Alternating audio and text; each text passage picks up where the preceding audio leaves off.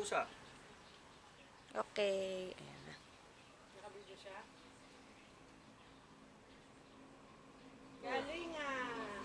Yan ang pusa Galing namin, ang pusa. dumududa. Ay, ng aso. Hindi kayo naglalayo. Mukha naman kayo mag-ina. Magkakulay kayo. O, ayan. Umiikot-ikot pa. Buntot Buntot ah. nasasarapan pa yung pusa na sa kuna. Kahit ganun, baliktad na yung kuno. Kahit play ba ito? Hindi ko naman pala kan. Yung dating pala kinunan ko, ano ba yan? Oh, kunin mo yung one. Yung one ng aso, yan. Dito ka, Sarah. Ah. Okay lang yan? 1 minute lang. Masyado matagal. Tama.